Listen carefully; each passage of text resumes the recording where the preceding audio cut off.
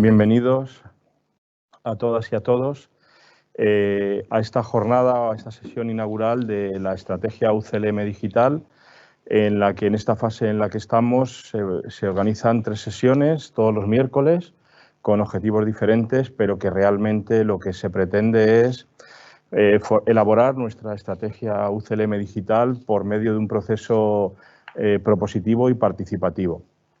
Agradezco en primer lugar a todos los ponentes de las 3 jornadas su participación y, por supuesto, agradezco al Vicerrectorado de Transformación y Estrategia Digital la organización de las mismas y, sobre todo, la puesta en marcha de este proceso para la construcción de nuestra estrategia, a todas las personas que trabajan en el Vicerrectorado y, por supuesto, a todos los compañeros y compañeras del área TIC, que creo que entre todos vamos a conseguir diseñar esta estrategia, además, como de alguna manera hemos pretendido desde el principio, de una forma participativa.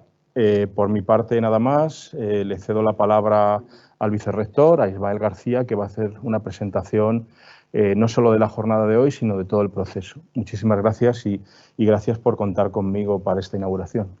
Ismael, cuando quieras. Pues muchas gracias, rector.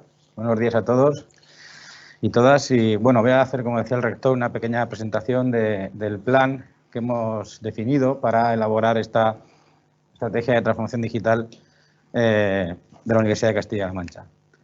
Una transformación digital no es otra cosa que un proceso, una serie de procesos, un conjunto de procesos en los cuales una empresa adapta sus capacidades y sus recursos para ofrecer una serie de productos que cubran pues, las necesidades actuales y futuras de sus clientes, en nuestro caso, pues nuestros estudiantes. Y con ese objetivo también se diseñó el programa electoral del rector. De hecho, uno de los grandes retos, de los 10 grandes retos, pues era el de transformación digital y en él había precisamente una acción encaminada precisamente a diseñar esta estrategia de transformación digital de la universidad. Bien, entonces, esta estrategia se basa en 3 principios fundamentales. Y es que debemos pensar en que tenemos que establecer nuevas formas de interacción, tanto internas como externas, nuevas herramientas y nuevas formas de operar que nos permitan que las acciones y las decisiones que tomamos vayan guiadas por los datos. Debemos pensar que esta transformación digital debe aportar nuevas aptitudes, tanto en las personas como en la propia cultura y los fines de la universidad. Por tanto, esta transformación no solamente es un cambio tecnológico, es un cambio, como decimos, cultural.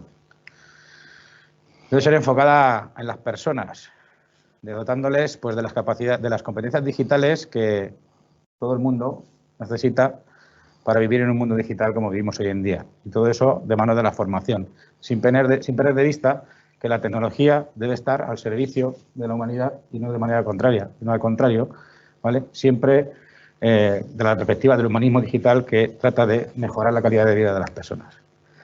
Entonces, en este plan de elaboración de la estrategia de transformación digital de la Universidad de Castilla-La Mancha, hemos identificado 4 fases en el diseño de este plan. Por un lado tenemos el análisis, que es un proceso que ya hemos realizado durante los 2 meses previos, durante el mes de marzo y el mes de abril, que ahora comentaré un poquito más los detalles. Después unas reuniones que, como hemos dicho, participativas, abiertas a toda la comunidad universitaria, para recabar esas ideas y esas propuestas y debatirlas entre todos ellos, junto con la opinión de algunos expertos invitados durante estas 3 jornadas que vamos a llevar a cabo en los 3 próximos miércoles, empezando hoy mismo. Por último, pues como fruto de estas reuniones y de este análisis previo, pues tendremos una serie de acciones que habrá que definirlas, validarlas y establecer y definir los mecanismos para poder evaluarlas en el futuro, de manera que conformen la estrategia de transformación digital de la universidad. Y por último, pues la fase de difusión y puesta en marcha de esas medidas que se han definido, tanto a corto, medio y a largo plazo. ¿Cuál es la situación actual? La situación actual hemos realizado la fase de análisis, que ha consistido pues, en recopilar información de otros planes de transformación digital de otras instituciones, de otras universidades, tanto españolas como europeas. También realizamos una consulta pública abierta a toda la comunidad universitaria, a todos sus representantes, desde los estudiantes pasando por el profesorado y el personal de administración y servicios, para, en definitiva, definir una serie de ejes o identificar unos ejes estratégicos en torno a los cuales girará la puesta en marcha de esta estrategia UCLM Digital, así como los equipos de trabajo que trabajarán activamente en elaborar estas ideas. Ese estudio previo consistió en una consulta DAFO para analizar pues, los factores internos e externos, como debilidades, amenazas, fortalezas y oportunidades de la Universidad de Castilla-La Mancha actualmente de cara a esa transformación digital. Así, a grosso modo, los indicadores que hemos identificado en esta consulta, en cuanto a las debilidades, que son los factores internos que, bueno, pues que de alguna manera son un inconveniente para esa evolución, a esa transformación digital, hemos identificado pues, que existe una complejidad administrativa elevada, el nivel de las competencias digitales de la comunidad universitaria pues, es muy heterogéneo, la experiencia digital del usuario pues, no es toda la buena que pues, se podría esperar. También se ha identificado falta de personal técnico que dé apoyo a este tipo de nuevas tecnologías y de transformación. Y luego, bueno, pues las aulas, que, bueno, pues evidentemente somos una universidad presencial y están pensadas pues para ese tipo de enseñanza presencial y cercana, pero no están pensadas para una evolución a un formato más híbrido o online en algunos de los casos en particular. En cuanto a las amenazas, pues podemos encontrar, hemos identificado pues lo típico de la competencia de otras universidades limítrofes y otras que ofrecen pues esa formación totalmente online. La escasa madurez de las tecnologías para la evaluación de nuestros estudiantes, el contexto de incertidumbre que existe con la crisis económica que se avecina provocada por la pandemia y luego, bueno, pues la ciberseguridad, ¿no? Tal y como ha quedado patente pues recientemente, desafortunadamente. En cuanto a las fortalezas, pues tenemos bastante madurez digital en la institución, básicamente debido a la heterogeneidad de la universidad y de esa estructura multicampus que tenemos. Los planes de formación interna pues, son bastante bien valorados por su calidad, por su extensión, ¿no? Y el público objetivo al que van destinados o dirigidos. Los puestos de trabajo de todo el personal de la universidad están basados en la movilidad, también un poco motivado por esta estructura multicampus que permite a los profesores y al personal y a los estudiantes moverse de unos centros a otros, de unos campus a otros, de manera que el puesto de trabajo siempre va con ellos. La administración electrónica también es bastante avanzada en esta universidad, pues también un poco motivado por esa estructura, como digo, multicampus y esos servicios pues, ofrecidos de manera telemática. Y luego, bueno, pues somos una institución claramente una de las más importantes a nivel regional de generadoras de conocimiento. Y por último, las oportunidades, pues la gran dimensión internacional del público objetivo al que podemos ofrecer nuestros servicios, ya no solo a nivel de Sudamérica, lengua hispana, sino a nivel europeo, ¿no? O incluso a nivel ya mundial, un objetivo como puede ser Asia, ¿no? Luego también hay que tener en cuenta otra oportunidad, es que las nuevas generaciones de estudiantes que nos llegan a la universidad pues son nativos digitales y esas competencias digitales tan básicas y tan necesarias que todos necesitamos pues ya de alguna manera las vienen adquiridas por su parte. Luego, pues todos los planes de transformación, de recuperación y de resiliencia que los gobiernos, en concreto el Gobierno de España y regional, pues están planteando, ofreciendo, ¿no? Que pueden permitir pues una financiación de este tipo de acciones extra, ¿no? Una ayuda extra. También existe una gran madurez en las tecnologías habilitantes para hacer esta transformación. Y por último, bueno, pues la sociedad también es favorable a esta digitalización, sobre todo provocado por este cambio, ¿no? de vida que hemos sufrido, pues un poco provocados por la pandemia que hemos vivido y que todavía estamos viviendo.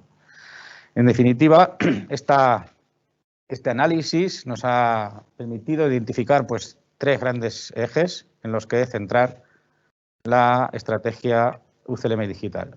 Uno le hemos llamado cultura digital, otro de ellos es aprendizaje personalizado y el tercero, digitalización. Voy a comentar brevemente cuáles son los grandes objetivos que hemos identificado que tenemos que cubrir en estos 3 grandes ejes y ya terminaré. En el primer eje, el de cultura digital, bueno, pues está claro que tenemos que conseguir ofrecer una formación de calidad en competencias digitales para todo el ámbito universitario, estudiantes, personal de administración y servicios, PDI, IPI, incluso extrapolarlo a la ciudadanía. para facilitar la adopción de manera progresiva pues, de esas herramientas y esos servicios digitales que son tan necesarios para realizar esta transformación. También debe estar enfocada en impulsar el conocimiento abierto, garantizando el reconocimiento de la autoría de todos los trabajos científicos, publicaciones, colecciones de datos, material docente, etcétera, y todo el contenido cultural en general que se genera dentro de la universidad. Y también debe estar basada en impulsar una cultura basada en el humanismo digital que facilite una colaboración crítica y constructiva, siempre salvaguardando los derechos fundamentales de las personas. En el segundo eje, que trataremos, como digo, la semana que viene, que le hemos llamado aprendizaje personalizado, aquí se trata de mejorar la oferta académica para adaptarnos a esas necesidades actuales e incluso futuras que nos van a demandar nuestros estudiantes y siempre con el objetivo de intentar captar y retener el talento. Es lo más importante que tenemos, que es el talento de nuestros estudiantes. Y luego también hay que intentar impulsar una formación de calidad, que sea moderna, personalizada, adaptable, multidisciplinar, pero siempre, y sin perder de vista, esa cercanía que nos caracteriza a la Universidad de Castilla-La Mancha, ¿vale? También debemos garantizar que pues, la metodología de enseñanza-aprendizaje, los materiales curriculares, las infraestructuras, etcétera, sigan unos estándares de calidad altos y que sean adaptables fácilmente a esas necesidades y esos cambios de futuro que van a requerir nuestros estudiantes. Y por último, en el eje de digitalización, será la jornada del día 19 de mayo, se trata de mejorar la experiencia de la comunidad universitaria en el uso de los servicios digitales, trasladando una vez más ese valor que tenemos de cercanía al entorno personal, al entorno digital. Impulsar una participación activa de toda la comunidad universitaria mediante estos entornos digitales de colaboración, como por ejemplo lo que estamos ofreciendo ahora mismo, de comunicación y sobre todo de conocimiento abierto. Y por último, garantizar la seguridad, muy importante, como insisto, ha quedado manifiesto recientemente, de toda la comunidad universitaria en el uso de los servicios digitales, manteniendo siempre un desempeño ágil de ellos y intentando pues, desburocratizar el proceso en la mayor medida posible. En definitiva, pues como digo ahora mismo, actualmente en el mes de mayo estamos en esta fase del diseño en el que estamos en estas reuniones, como digo, participativas y abiertas a toda la comunidad universitaria, también contando con la colaboración de expertos. Y bueno, pues son, como digo, 3 sesiones que están agendadas tal como aparece ahí. La primera es la del día de hoy, en el que contaremos también con una presentación a continuación de la doctora Liliana Arroyo. La del miércoles que viene, 12 de mayo, contaremos con una charla de la profesora Samar Farah y, por último, el 19 de mayo con Lluís Alfonso Ariño como experto invitado en digitalización, en concreto dentro del entorno de blockchain aplicada a docencia. Y bueno, los resultados, pues como decía, los resultados que se esperan, pues es a partir de estos 3 ejes que hemos identificado, en los que debe girar todo este proceso de transformación digital, identificar esas líneas estratégicas que marquen las acciones y que implantaremos o llevaremos a cabo en el futuro, siempre teniendo en cuenta, por supuesto, los objetivos y las acciones propuestas en el programa de gobierno de la Universidad de Castilla-La Mancha. Y bueno, esto era un poco todo lo que quería comentaros. Estamos en el proceso actual de las reuniones y quiero terminar simplemente ya pues agradeciendo pues a todas las personas que han hecho posible que hoy estemos aquí, todo ese trabajo que llevamos durante unos meses. Principalmente el equipo que me acompaña en el Vicerrectorado de Transformación Digital, que son Francisco Parreño, Carlos González Morcillo y Andrés Prado. Como no, pues la responsable de gabinete, Juani. Y quiero también agradecer especialmente a todas esas personas que han participado en esta consulta, que han sido más de 150, y las que pues, nos han permitido identificar, como decía, esas debilidades, esas amenazas, esas fortalezas y esas oportunidades que tenemos que poner en valor. Y son las que de alguna manera pues van a marcar la tendencia o lo que vamos a llevar a cabo en este proceso de transformación digital de la Universidad de Castilla-La Mancha. Dentro de ese personal que también ha participado en la consulta está todo el personal del área TIC y aquí quiero hacer mención especial a ellos y agradecerles, por supuesto, pues todo el trabajo que han hecho durante estas 2 últimas semanas, ya casi 20 días de este ciberataque que hemos sufrido todos. Y que, bueno, pues gracias a ellos pues hemos podido continuar de alguna manera más o menos ordenada y rápida las labores y las misiones de la Universidad de Castilla-La Mancha. Y por supuesto, permite que, pues, por ejemplo, que hoy estemos aquí retransmitiendo esta jornada en directo, ¿no? Bueno, pues quiero agradecer públicamente el trabajo que ha llevado este equipo humano para permitir que esto sea posible y que la recuperación prácticamente en su totalidad a día de hoy sea una realidad. ¿Vale? Así que gracias, Andrés, y a todo tu equipo por hacer esto posible.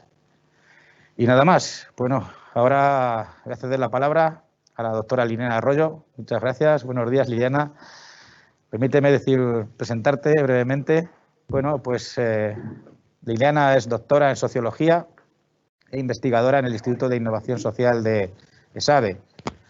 Es experta en transformación digital e impacto social y ha participado como miembro en el equipo investigador de diversos proyectos de diferentes áreas de la sociología, con el objetivo común de comprender pues, fenómenos sociales y cambios importantes en la esfera colectiva.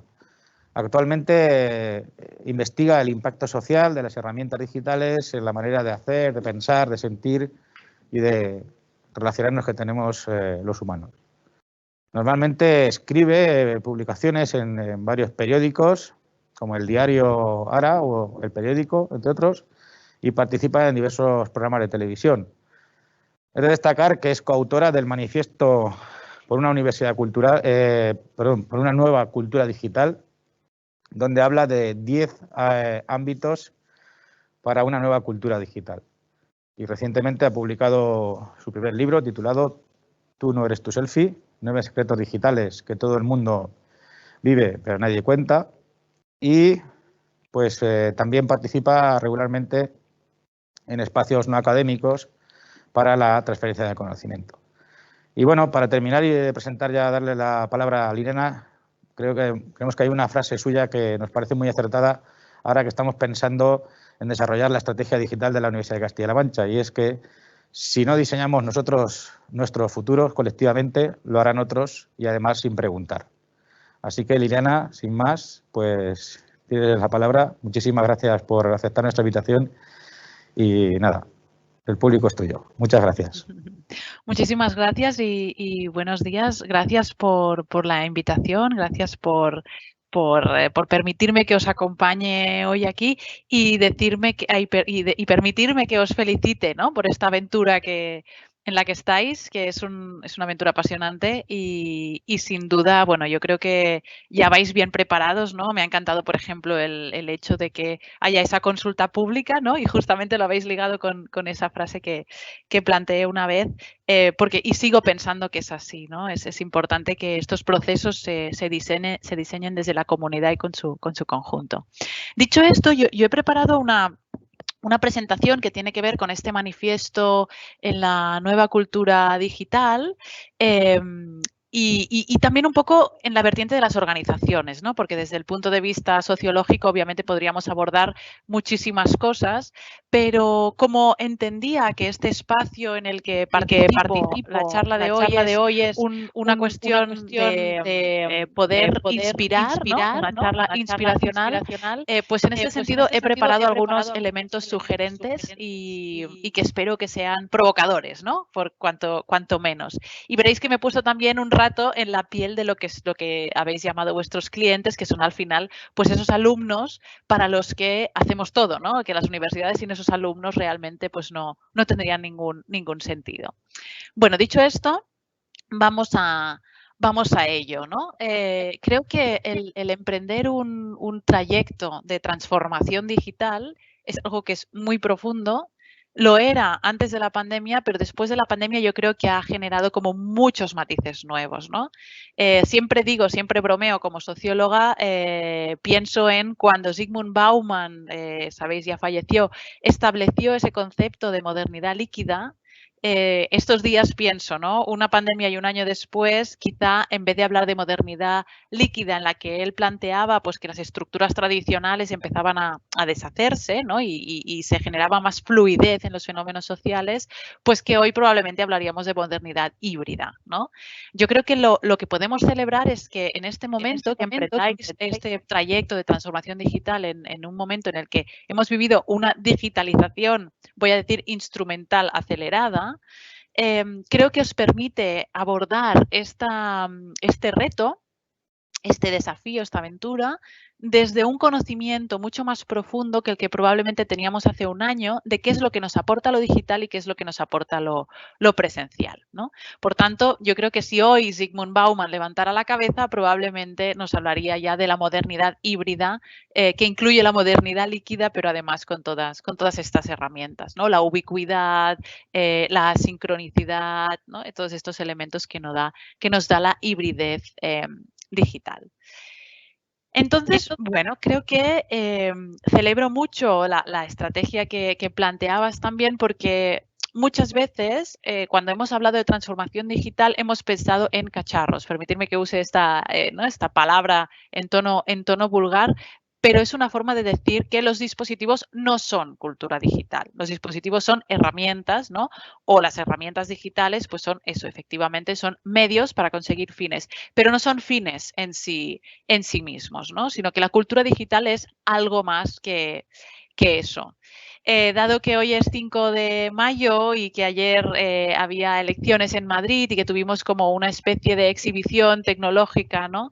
Pero que en realidad leía un artículo que decía, ponerle a Alexa una falda no es inteligencia artificial, pues de la misma manera ponerle herramientas a una organización, herramientas digitales a una organización, no es directamente transformarla digitalmente, ¿no? Y de hecho, si me permitís una anécdota, el primer dato que dio Sofía, que es este robot, sabéis que es de la empresa Boston Dynamics, que la han paseado por diferentes ferias y diferentes foros, diferentes espacios, ¿no? De comunicación y de visibilidad, pues el primer dato que dio Sofía fue incorrecto porque era un dato desactualizado, ¿no? Y esto creo que es una metáfora de lo que nos pasa constantemente cuando nos enamoramos de la tecnología y nos olvidamos de todas las capas sociotécnicas, ¿no? Que están más allá de esos dispositivos.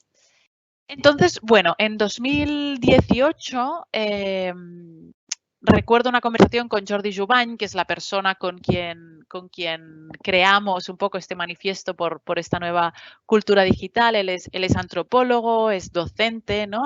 Especialmente él ha trabajado en centros de ciclos primarios, ¿no? de educación, y nos dimos cuenta de que nos hacía falta lo que le llamábamos un nuevo mapa para interpretar el mundo, ¿no? Es decir, es como si hubiéramos aterrizado en un lugar desconocido, a veces le llamábamos el lejano oeste, ¿no? Pero que necesita un nuevo consenso social, ¿no? Porque la cultura digital lo abarca todo, no solo abarca lo profesional o no solo abarca lo que ocurre a través de nuestro móvil o a través de nuestras pantallas, sino que abarca también cómo nos relacionamos, cómo sentimos, cómo conectamos. En el sentido más amplio de la palabra, ¿no? También cómo aprendemos, cómo enseñamos, cómo formamos a las generaciones futuras, ¿no? Actuales y futuras, vaya, porque ya existen hoy, ¿no? Pero seguramente pues van a ser quienes lideren el futuro mañana, ¿no? Entonces, bueno, creamos este manifiesto más que ir quizá desgranando los diferentes puntos. Sabéis que está absolutamente disponible y en abierto a través de la revista Telos, en el número 112 de esta revista que publica la Fundación Telefónica trimestralmente, ¿no? Pero esencialmente me gustaría destacar algunos elementos muy básicos, ¿no? Y que creo que son importantes también como universidad y pensando en todos los habitantes de esta universidad, ¿no? Es decir, no solo el cuerpo docente, sino también el cuerpo administrativo, ¿no? Todas las personas que hacéis posible que la universidad abra todos los días y, por supuesto, pues los estudiantes, las organizaciones afines a a esta universidad, ¿no? Todo vuestro ecosistema de actores, ¿no? Entonces, bueno, partíamos de la idea de que la sociedad es una sociedad dinámica y que es importante que toda la tribu, ¿no? Usábamos este término más antropológico, pues que toda la tribu se digitalice, ¿no? Sobre todo porque no queremos dejar a nadie atrás. Es importante que nadie se quede atrás y además digitalizar no solamente es aportar el acceso y la conectividad necesaria, ¿no? Que eso sería superar la brecha digital, pero es que hay otra brecha digital más importante todavía, que es la del uso y la calidad de uso, ¿no? En la presentación se mencionaba, es importante poner a las personas al centro, poner a los propósitos en el centro, ¿no? Y organizar toda esa transformación digital alrededor de estos propósitos, ¿no? Cuáles son las misiones, las visiones, cuáles son las ambiciones que perseguimos, ¿no? Como colectivo y como personas. Obviamente, una cultura digital tiene que estar apalancada y reforzar los derechos humanos, obviamente la educación universal, pero después entramos en el ámbito de las competencias digitales, ¿no? Donde planteamos la importancia de consensuar qué es un uso responsable de todos estos dispositivos digitales, desde cómo participamos en redes sociales, cómo difundimos las noticias falsas, hasta cómo programamos un algoritmo, ¿no? O en qué medida pues, vamos a confiar en un blockchain para que nos ayude a gestionar la universidad, ¿no? Por ejemplo, ahí hay como muchas capas de responsabilidad, explicabilidad, capacidad de auditar, ¿no? Esos algoritmos que están tomando decisiones por nosotros, ¿no? Entonces ahí hay muchas capas. Evidentemente el consumo consciente, la comunicación crítica, una parte de gestión de identidad que es fundamental, ¿no? Yo siempre planteo, digo, a partir de ahora las formaciones ya no van a ser solo formaciones profesionales, sino que tendrían que ir acompañadas de una mentoría, de un acompañamiento, valga la redundancia, de cuál es nuestra identidad digital, ¿no? Cuál es nuestra identidad profesional. Y sin duda también hay un elemento muy importante que veréis que como socióloga lo refuerzo bastante siempre que puedo, es esta cultura colaborativa, ¿no? Esta capacidad de co-crear y por tanto por eso os decía al inicio que celebro que este proceso, que este trayecto que estáis planteando pues haya ya tenido un episodio de una consulta pública, ¿no? Porque eso me parece muy relevante y porque además son así, ¿no? Los tiempos que nos llevan y que cualquier proceso que no tenga en cuenta su comunidad pues es un proceso que nace con pocas probabilidades de éxito. No quiere decir que no las tenga, pero que va a tener más cuando la comunidad se apropia de este proceso, ¿no? Entonces, bueno, hemos dicho, muy bien, la digitalización o la cultura digital no son solo los dispositivos, ¿no? Con lo cual, una primera capa que tenemos que tener en cuenta cuando queremos diseñar nuestra cultura digital en nuestra organización, en este caso en la universidad, obviamente tenemos que hablar de herramientas, pero esa puede ser una primera capa, ¿no? Lo importante es saber cuáles son las preguntas que nos queremos hacer, ¿no? Entonces, podemos tener como un primer elemento, como el más llamativo a menudo, pues la cuestión de las herramientas. Nos podemos plantear a través de qué medios, a través de qué canales, ¿no? Podemos pues facilitar esta cultura digital o cómo tejemos las conversaciones, las interacciones, las relaciones entre departamentos, entre programas, entre distintos niveles, ¿no? Distintos programas formativos, distintos elementos que componen actores que componen la universidad, etcétera, etcétera. Esta sería como la capa, digamos, más manifiesta, ¿no? Pero después podemos entrar en otros elementos más latentes que por suerte ya veo que en la Universidad de Castilla-La Mancha los tenéis muy claros y ha quedado muy bien explicado en la presentación. Uno es el marco mental, ¿no? Y aquí es verdad, yo siempre propongo justamente lo que también comentabais, ¿no? Pues esta necesidad de plantear el humanismo digital, no solo con las personas en el centro, sino, como decíamos, ¿no? Derechos humanos, también esta ética y esta capacidad de hacernos las preguntas, ¿no? Es decir, bueno, podemos llegar a Marte, ¿no? Técnicamente es posible, pero ¿es deseable, ¿no? Y no lo cuestiono, ¿eh? Simplemente es que a veces planteamos que algo que sea tecnológicamente posible debe hacerse por el simple hecho de que es posible, pero no nos preguntamos si es deseable o necesario o es el momento adecuado, ¿no? Entonces, bueno, este marco mental que nos ayuda a construir esta cultura digital, que luego daré algunas pinceladas más de dónde apalancar este marco mental, se acaba de complementar con esta idea, ¿no?, que llevamos redundando esta mañana, de la comunidad, ¿no? Es decir, al final la cultura digital tiene que ver con imaginarios, ¿no? Y los imaginarios siempre son colectivos, tienen que ver con la cohesión, tienen que ver con la confianza, tienen que ver con cuáles son las prenociones que compartimos y que nos permiten hacer esta vida en común, en este caso vida universitaria, ¿no?, desde diferentes roles, pero en realidad esta comunidad es en el espacio en el que tenemos que establecer este consenso, este nuevo pacto social, que en vuestro caso va a ser, pues, el resultado de la estrategia que tracéis con este proceso de diseño de la transformación, ¿no? Y además la comunidad va a ser la que va a permitir que estos cambios ocurran, la que los va a mantener y la que va a ejercer presión social para que quien no quiera sumarse a esta ola, que a veces pasa, es normal, las resistencias forman parte del cambio, pero la presión social es prácticamente el único elemento, más allá de incentivos económicos que siempre se pueden plantear, pero siempre es más amable y siempre es más, digamos, sociológicamente deseable, pues, que sea la comunidad la que, presionando, acabe arrastrando estas resistencias, ¿no?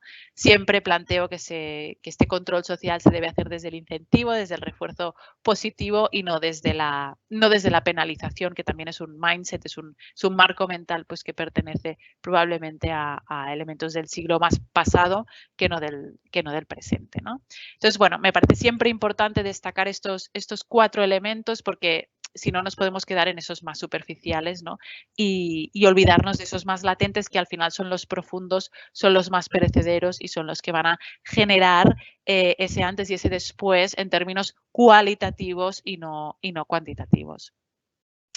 Dicho esto, y para inspirar, y aquí llega la provocación, porque hasta aquí yo creo que son cosas que probablemente habéis oído, os traigo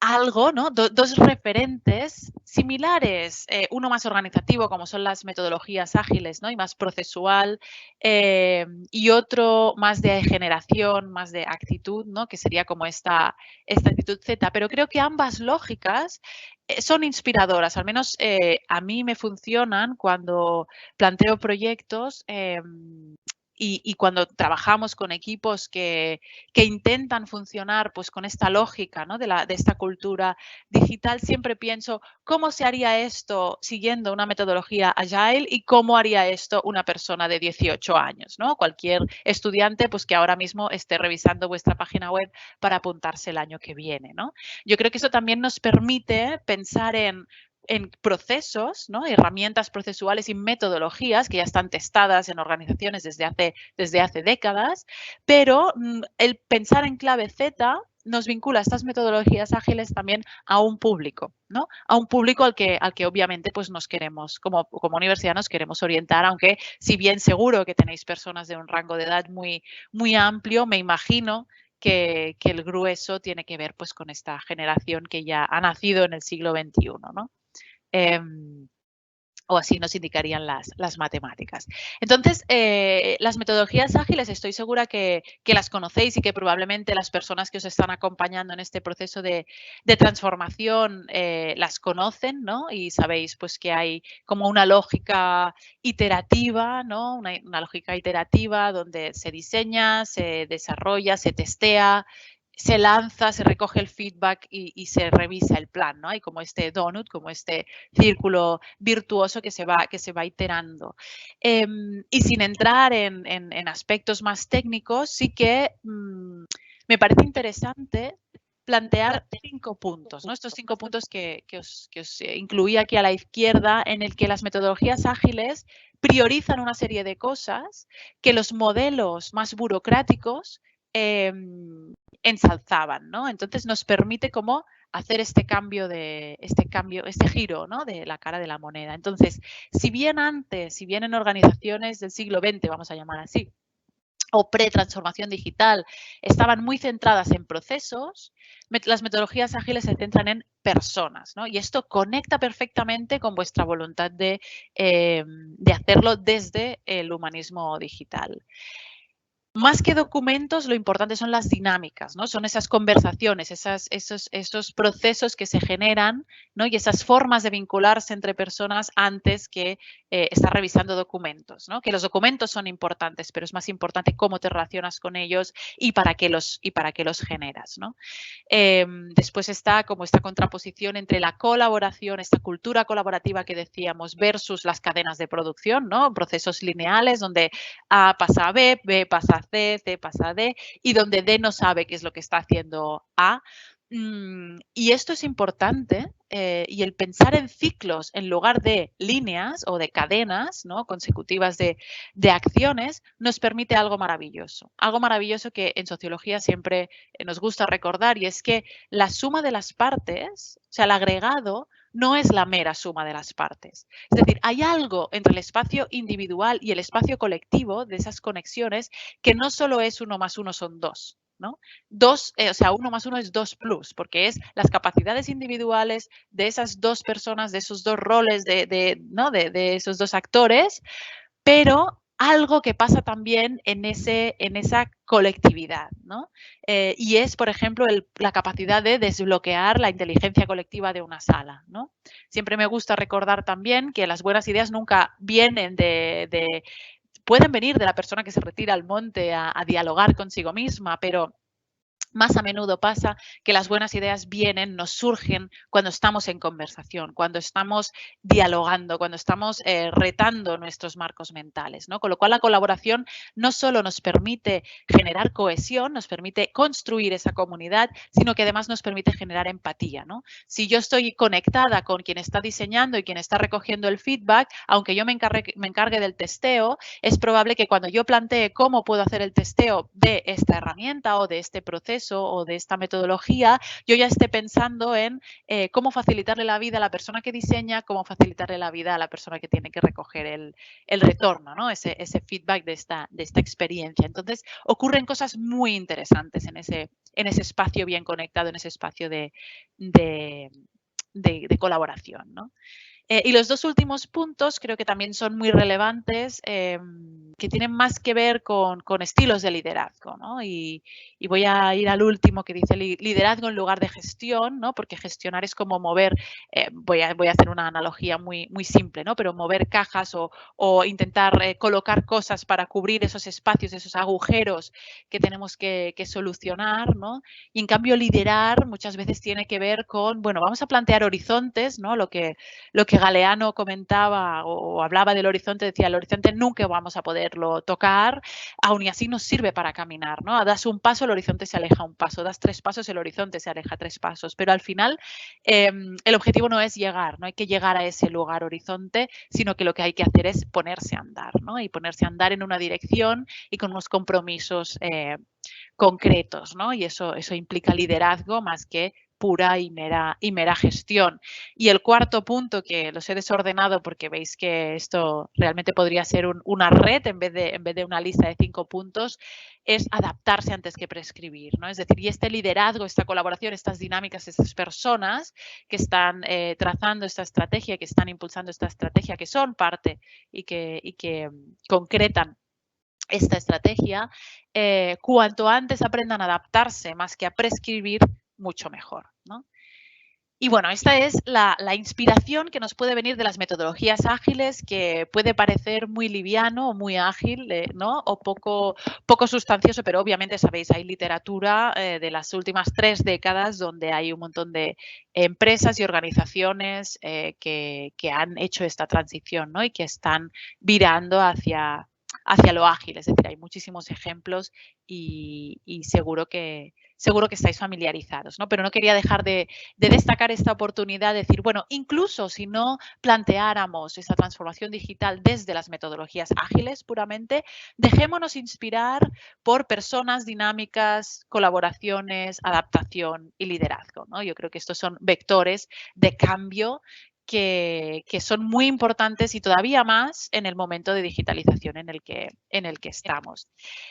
el resumen, ¿no? Si alguien dice, ostras, es que recordar estas 5 cosas o el rosco de los ciclos de iteración me resulta difícil o me resulta lejano, hay 2 máximas que nos pueden acompañar. Una es no asumir, en lugar de asumir, preguntar, y no suponer, sino probar, ¿no? Es decir, en términos ágiles y en cultura digital también ocurre esta preferencia por equivocarse más rápido y entonces corregir todavía antes, ¿no? de hacer un gran desarrollo o una gran inversión. Y después preguntar, ¿no? Tiene como este punto de humildad, pero también de crear comunidad desde esa cuestión de invitar a participar a muchos perfiles distintos, ¿no? Esta era la primera referencia como inspiradora. La segunda que os traigo es la que os decía, ¿no? Esta actitud generación Z, esta generación que está entrando en las aulas, esta generación que, bueno, que lleva un año marcándonos un poco las cosas esenciales, ¿no? No sé qué tal en Castilla-La Mancha, pero al menos en Cataluña, por ejemplo, hemos vivido muchos momentos en los que la generación Z, ¿no? Esta gente nacida pues ya con todas las herramientas digitales, me resisto a llamarles nativos digitales porque es verdad que tienen mucha capacidad de colgar, de crear grandes vídeos, ¿no? En redes como TikTok, Instagram o cualquier otra que queráis plantear. Pero en cambio, a veces cuando les haces rellenar un formulario o utilizar el Drive para, pues eso, para hacer gestiones y trámites con la administración, por ejemplo, o para matricularse en la universidad, no saben cómo se hace, ¿no? Entonces, a eso no le podemos llamar nativos digitales.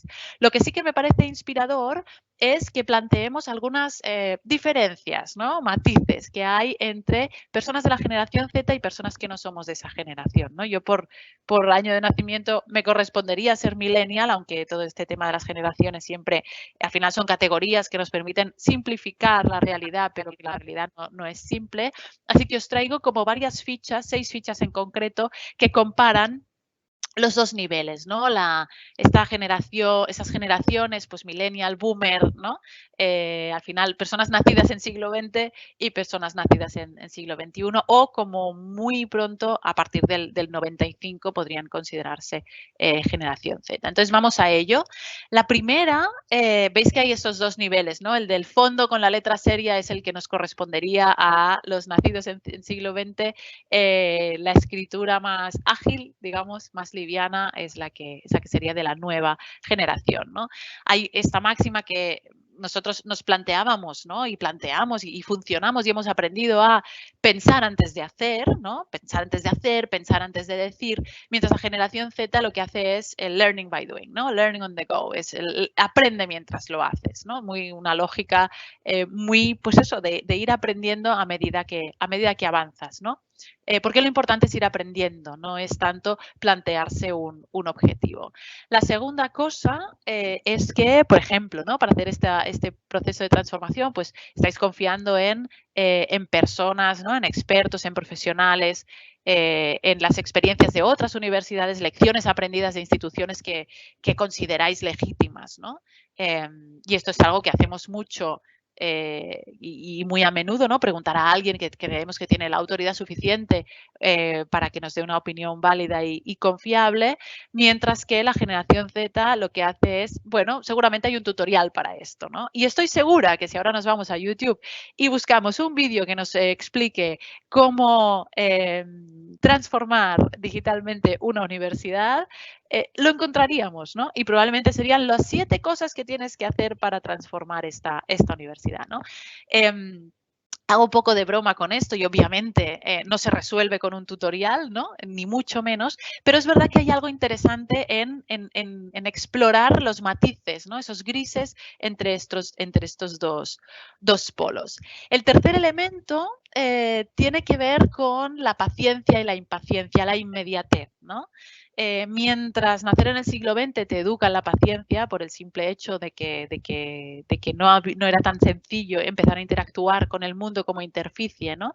Como son las pantallas. Entonces, mientras tenemos generación paciente, generación pacientes o relativamente, que podemos entender que en algún momento hay que esperar, estas generaciones más nuevas son mucho más impacientes y van a por ello, ¿no? En el momento en el que lo quieren, van a por ello.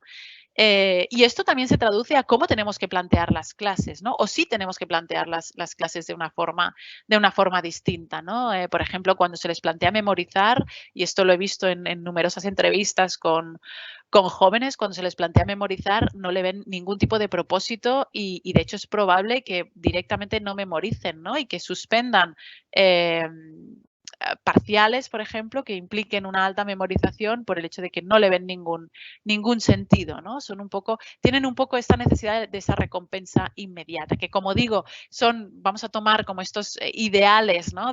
Generacionales como polos opuestos o complementarios, ¿no? En un continuo, y que hay matices grises a los que referirnos en medio de todo ello, pero sobre todo, saber en qué momento nos interesa esa actitud más siglo XX y en qué momento nos interesa esa actitud siglo XXI, ¿no? Aquí hay un elemento, este cuarto elemento lo he visto mucho en todos los proyectos de innovación social digital que he acompañado, los que he analizado, que son ejemplos internacionales, en los que hay quien espera el permiso, ¿no? Y hay quien plantea pues, que siempre puedes pedir perdón, ¿no? Y esto es una frase que de hecho deriva también de una lógica muy de la innovación tecnológica, ¿no? Que al final es vamos para adelante y si nos equivocamos, rompemos algo, ¿no? El move fast and break things, pues ya lo repararemos, ¿no? En este caso. Hay un punto de atrevimiento ahí, evidentemente hay, pues podríamos entrar en conversaciones sobre cómo la tecnología desafía la regulación, los procesos regulatorios o los vacíos legales, ¿no? Etcétera, etcétera. Lo vemos con las grandes tecnológicas constantemente. Pero bueno, hay ese punto como de atrevimiento, ¿no? Del probar antes de tenerlo todo perfectamente diseñado, que nos impulsa, nos conecta con esa agilidad que comparábamos antes, ¿no? Después hay otra cuestión que nos distingue, que nos diferencia, ¿no?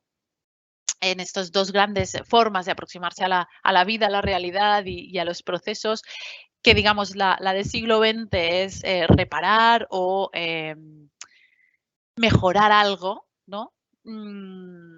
Y estas generaciones más jóvenes muchas veces lo que hacen es crear, empezar, o sea, es descartar directamente lo viejo, no pensar si vale la pena repararlo o no, y directamente crear algo, ¿no? Porque son una generación muy maker, ¿no? Y eso yo creo que me parecía importante trasladarlo también por el hecho de que vuestro público, ¿no? Vuestros clientes son especialmente pues estudiantes, ¿no?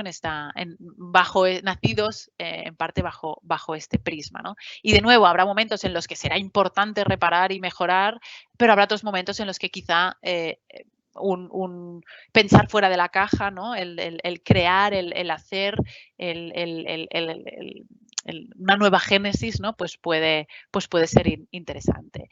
Y para no dejarlo todo en contraposiciones, ¿no? O en extremos opuestos o complementarios, sí que traigo un elemento que nos une a todas las personas, es decir, en cualquier personas nacidas en cualquier siglo, en cualquier geografía y con cualquier religión, vamos a decir, algo que nos une, porque es algo esencial de la especie humana, es el pertenecer, ¿no? Y de nuevo vamos a esa comunidad, que después la comunidad puede tener formas muy distintas, pero que nos permite conectar, que nos permite ser, que nos permite pertenecer, que nos permite colaborar, y de nuevo lo vinculo con el primer punto del manifiesto, que era pues esa tribu, ¿no? Esa sociedad dinámica, pues que avanza conjuntamente y donde lo importante normalmente es intentar, y en cualquier proceso de transformación digital, insisto mucho en esto, es detectar las fortalezas de todas las personas que componen la comunidad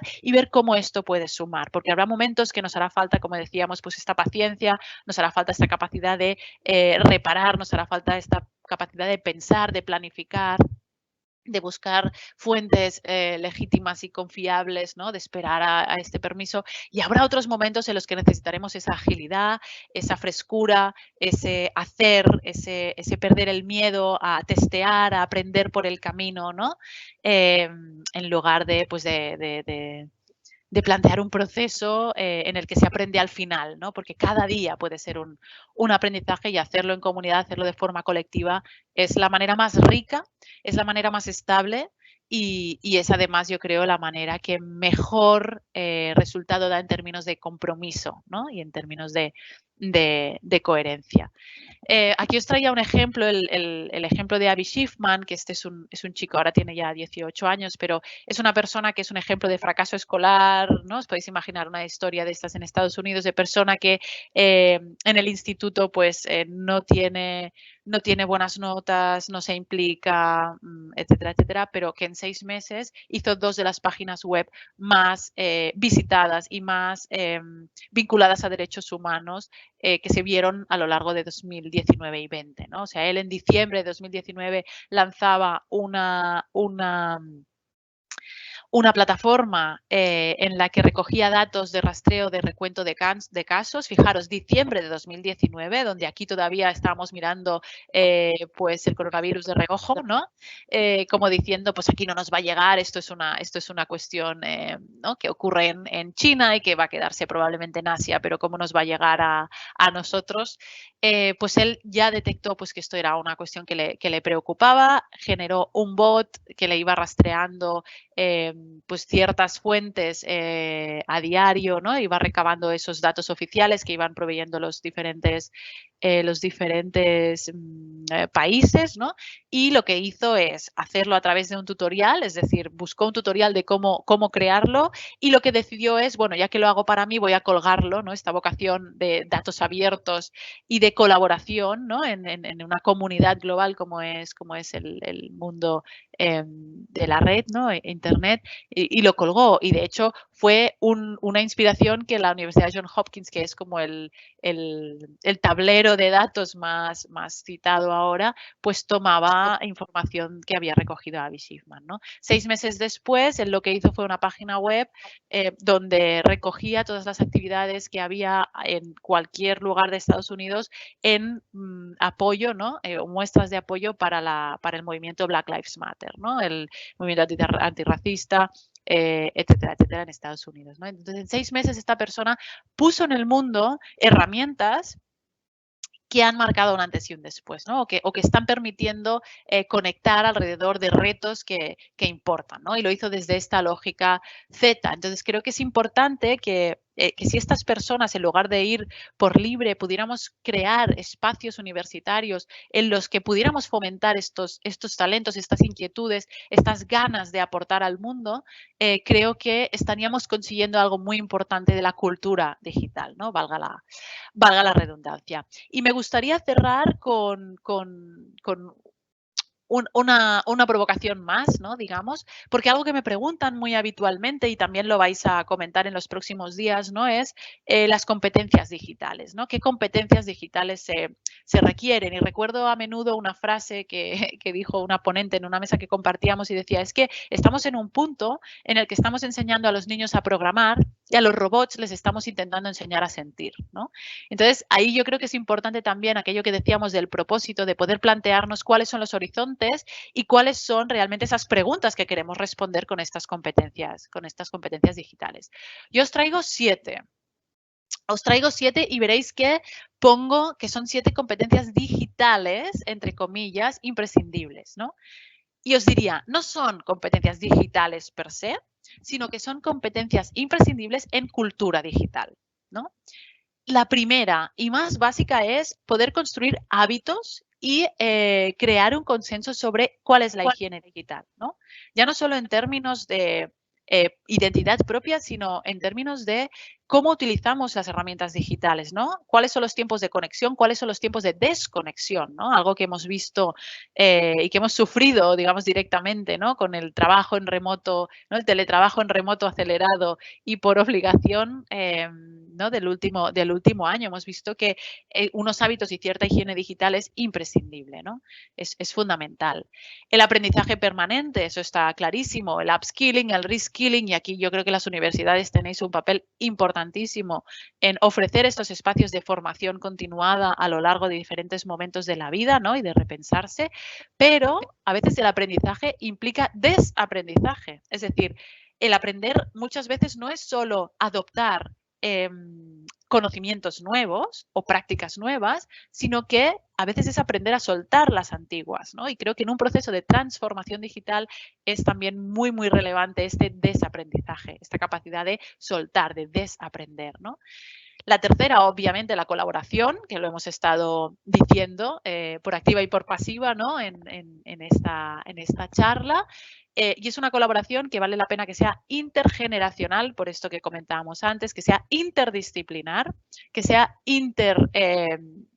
intercultural, que sea transmedia, pero esto no quiere decir que esta colaboración tenga que ocurrir solo en digital, ¿no? Es decir, para poder aprovechar todas las capacidades de todas las personas que forman parte de la comunidad, hay que encontrar espacios digitales y hay que encontrar espacios analógicos, porque recordemos que ahora ya no estamos en modernidad líquida, sino es modernidad híbrida, ¿no?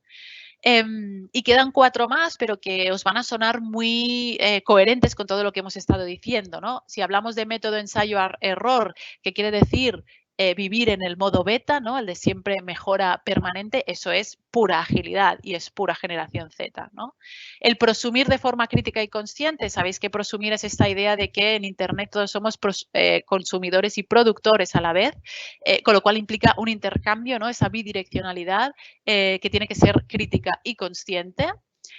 Una gestión y cierta higiene también y ecología, lo que se llama emocional, porque las herramientas digitales tienen mucho más de emocional de lo que nos pensamos, es decir, nos precipitan a veces o nos alimentan ciertas actitudes que quizá en analógico no tendríamos, con lo cual explorar cómo habitamos estos espacios digitales y cómo estos espacios digitales habitan en nosotros es muy importante, y este ejercicio de reflexión colectiva desde esta dimensión emocional creo que puede ser fructífero y puede ser interesante, ¿no? Sobre todo en un momento en el que las habilidades interpersonales también son muy importantes, como la empatía y el storytelling, ¿no? Y estos son elementos que podéis pensar en clave individual, podéis pensar en clave de departamentos, pero que sin duda como organización también creo que os pueden ayudar muchísimo.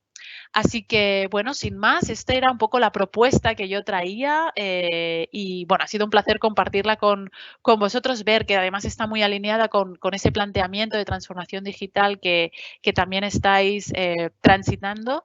Y nada, creo que tenemos un pequeño espacio para algunas preguntas o para sugerencias y comentarios.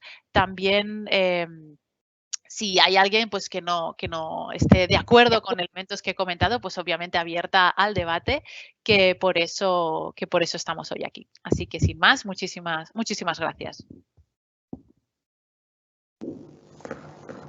Muchísimas gracias, Liliana. Es decir, cuando pensamos en ti, pensamos que iba a ser muy buena y, vamos, a la vista ha estado, que ha quedado muy bien la charla. Muchas cosas de las que dices las compartimos y las has explicado muy, muy bien. Gracias por la charla y vamos a ver si hay alguna pregunta. Os animo a que la pongáis en el chat de la charla. Mientras que se van animando, yo tengo 2. La primera es, cuando has explicado la generación Z y esta nueva manera, bueno, nueva, no sé, nueva o otra manera de afrontar los problemas, desde un punto de vista de organización, ¿a qué nos deberíamos ir más? ¿A cómo se afrontan los problemas desde la generación Z o cómo lo hacíamos en el pasado? Buena pregunta. Yo creo que, como decía, ¿no? Me parece importante ver en qué momentos hay que activar una lógica u otra, ¿no? Yo creo que ambas son muy buenas y yo os diría, sobre todo en momentos en los que haya un punto de encallado, ¿no? O parece que hay un una calle sin salida, ¿no? Un callejón sin salida. Yo creo que en esos momentos es en los que vale la pena decir, bueno, vamos a ponernos el gorro de generación Z o vamos a preguntar a nuestros estudiantes cómo resolverían esto, ¿no?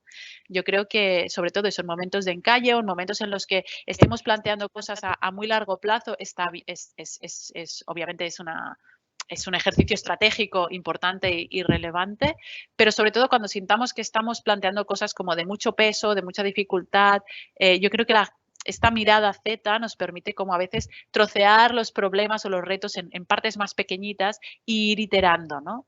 Entonces yo os diría que cuando sintáis encallados, pensar en Z. Gracias. Y otra pregunta más. ¿Y cuáles crees que son los principales problemas a los que nos vamos a afrontar al plantear esta estrategia y sus soluciones? La estrategia de transformación digital, ¿te refieres?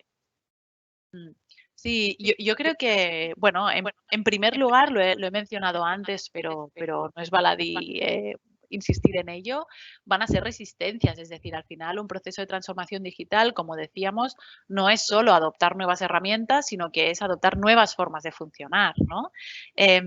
Por experiencia, no conozco en concreto la Universidad de Castilla-La Mancha, pero por experiencia las instituciones universitarias acostumbramos a funcionar muy por silos, ¿no? Por departamentos, con unas jerarquías pues, que son herencia pues, de dónde vienen las universidades, ¿no? Cómo se crean, qué valor tiene la cátedra, ¿no? Etcétera, etcétera. Entonces yo creo que puede haber muchas resistencias ahí en cuanto a replantear incluso estructuras, ¿no? O vivir la jerarquía de una forma distinta, donde en el mundo digital tiene mucho más que ver con la meritocracia de qué es lo que eres capaz de hacer y de aportar a la comunidad, más que una legitimidad histórica, ¿no? O una legitimidad reconocida por posición, ¿no? Que evidentemente es validísimo, la jerarquía es muy válida y nos ha llevado pues a las sociedades que tenemos hoy en día, pero es verdad que para algunos elementos estas jerarquías pueden ser cuellos de botella, ¿no? Ahí es donde yo planteaba la importancia de aprender a desaprender, ¿no? Antes de aprender algo nuevo, ¿no? Pero que desaprender no quiere decir descartar, es decir, ¿no? O sea, yo creo que un primer reto es las resistencias que nos podemos encontrar en la comunidad, otro reto es el riesgo de pensar que todo lo que teníamos pues ¿no? Que hay que descartarlo todo y que no nos sirve. Yo creo que un ejercicio muy consciente de ver qué podemos seguir, ¿no? Aprovechando de la experiencia que tenemos porque estamos muy entrenados en ello y de cómo lo combinamos en ese nuevo marco, creo que es fundamental también.